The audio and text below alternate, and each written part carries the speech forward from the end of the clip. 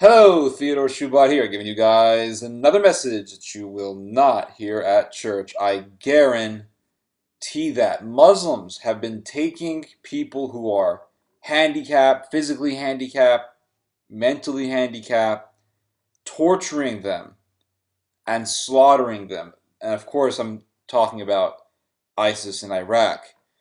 And according to the report here, it says that the Islamic State's limitless brutality is known far and wide, with thousands of survivors reportedly reporting cases of mass murders, rape, and the sexual enslavement of women and children. Now, new reports reveal that the radical movement has reached a new low, targeting disabled people. Refugee survivors narrowly escaping the clutches of Islamic State fighters in Iraq and Syria have reported that the fighters, they're not really fighters, by the way, they're just Nazis.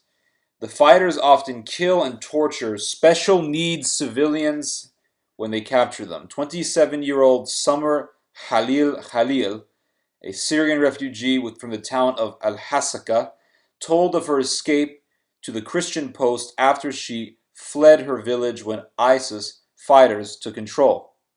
And she said, quote, "We heard of many cases of the fighters abusing and killing disabled people, so I fled with my family and my disabled husband as soon as he could find an exit out of the country." Now, look at the condition of her husband, and you tell me about how difficult marriage is for you, the average individual. Her husband, Salim, is not able to speak, is confined to a wheelchair, and needs diapers. And she said, "It was so hard for me to see him laying down in the car for 3 hours. I had to remind myself when he needed to go to the bathroom or if he needed water. The biggest challenge was at the border crossing. They did not grant us the entry documents, and we had to find another way into Kurdistan."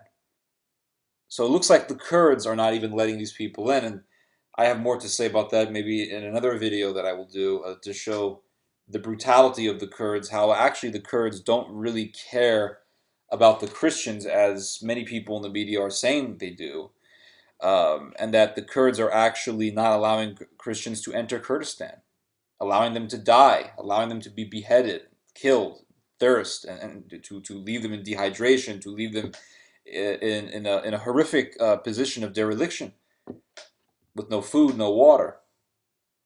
But look at this. But look at the condition of her husband. Is one observation that I want to make here. Look at the condition of her husband in diapers and a wheelchair. She's 27 year old.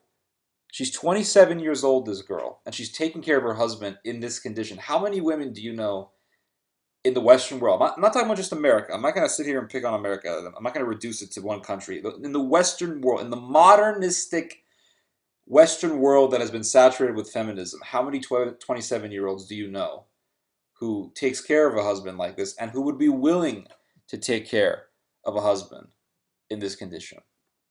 I don't think there's a lot. Now, I have seen and I have heard of some amazing women in the West who have taken care of their husbands in this horrific position. I've heard, um, my father told me a story that he was on a plane one time and he saw a man, I believe he was an Iraq war veteran.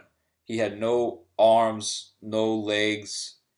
He was helpless, but nonetheless, he experiences love so much in profound levels and in ineffable levels from his wife, and his wife was taking care of him, and she continued to take care of him in a very loving manner, feeding him, giving him water, loving him, all these things, and they even had a child together. So I'm not saying that there's no women like this in the West, but there's so many women in the West who complain about their husbands. Oh, he is getting fat. I remember I have a friend whose wife left him because his back went out and he couldn't play sports with her anymore. I mean, look at this condition. Most of the women today, they complain about marriage. They say marriage is too difficult, marriage is too hard. Oh, the world is so dangerous, it's so bad. And then you have these other people who say the world is so dangerous and so bad.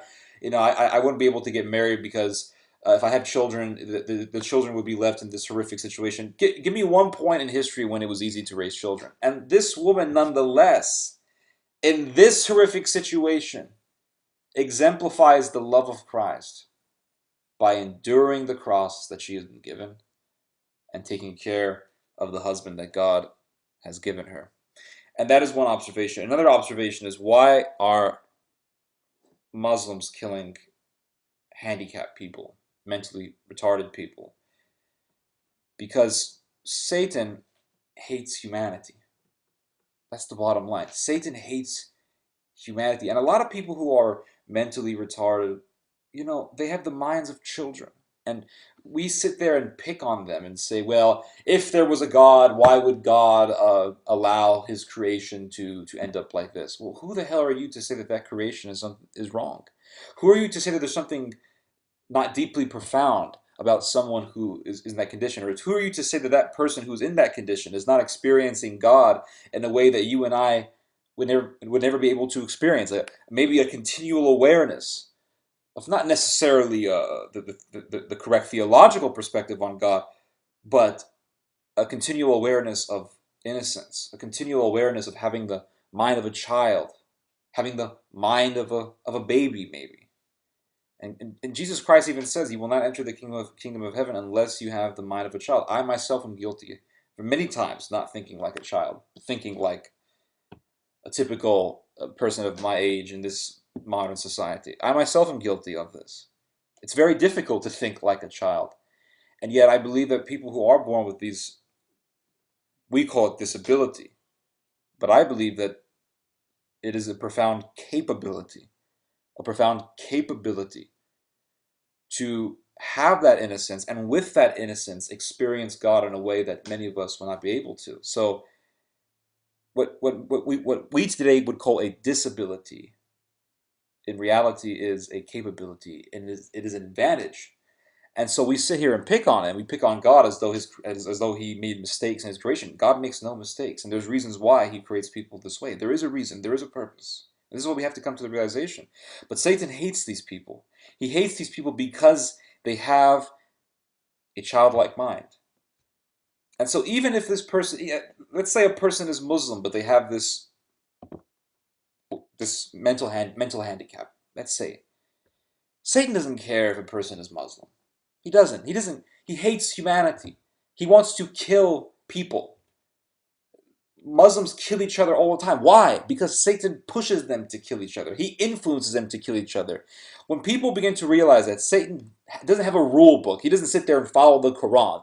That's why you'll see Muslim terrorists cannibalize each other. Well, cannibalism is not in the Quran. Well, Satan doesn't play by a playbook. He doesn't play by a manual. He pushes people, he gets people, he deceives them into Islam. He deceives them into these heresies. Once he has them in his grasp, he will push them to the farther limits of evil. Limits, evil that surpasses the limits. Evil that surpasses their own book that they claim to follow. Because once you are in the shackles of Satan, he will make you commit evil, regardless if it's in the book, regardless if it's not in the book. He just hates humanity. That's what this is. The bottom line is the war over humanity. God became humanity to save humanity.